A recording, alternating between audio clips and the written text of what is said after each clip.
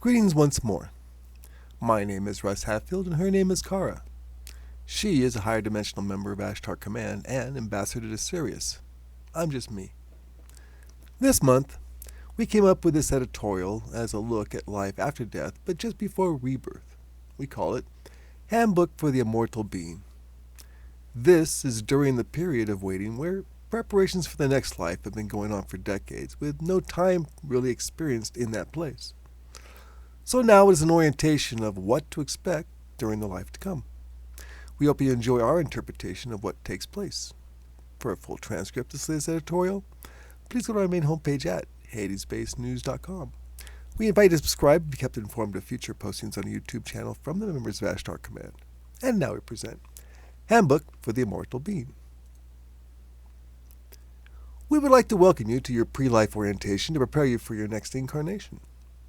Time not being linear, we can understand how it seems that you just got here, but it's been quite a while since your death. Trust us, though, you have been hard at work, and we're here to fill you in on what you have been prepared for yourself.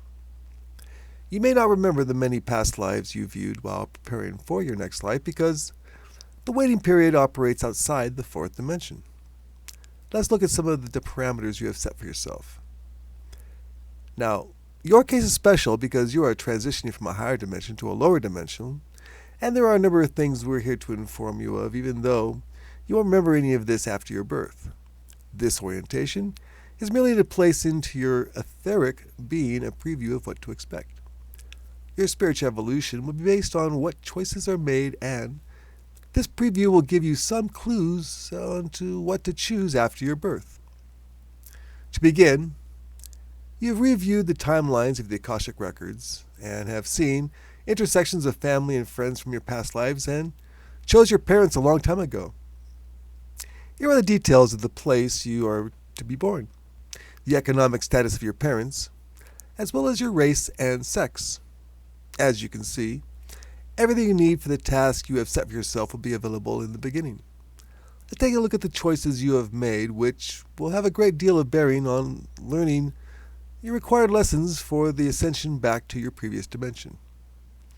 As a female, you will have challenges and advantages due to your previous incarnation as a male. That is lesson 1. Starting off at a lower class than most in your country should provide the experiences of poverty lacking in your last life. That is lesson 2. The last lesson is in your Caucasian heritage of your parents.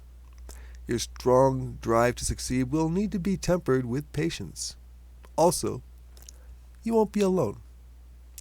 While nothing during your time here in the waiting period will be remembered, what you do take away with you are the instincts that will return in certain situations to help in your decision making. You will of course have your guides who will have gotten to know throughout your time here, and you can expect some new ones also that will help out in the background of your mind. Joining them will be those guides you will see as invisible friends for the first few years of your life. You can expect them to manifest in whatever ways you work out with them to be there as your best friends until you begin to get real best friends. They will help greatly with the transition between dimensions as you reorient yourself back into the third dimensional body once again. Your guides will help with keeping you on track of your ascension goals. Now, let's look at why you are returning. We know you've reviewed your motivations a million times already, but that is what this orientation is all about. Ensuring that motivation gets acted on. We show you when to be on the ground on the lower dimension with the planetary changes expected as opposed to a higher dimension where you can spend your time gaining more wisdom. We want to make sure you understand your choice may lead to more than one life on the third dimension.